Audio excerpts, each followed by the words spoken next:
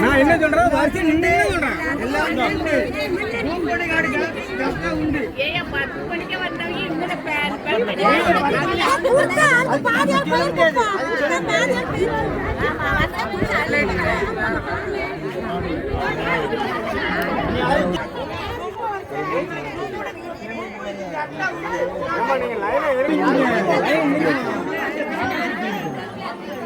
scan பண்றது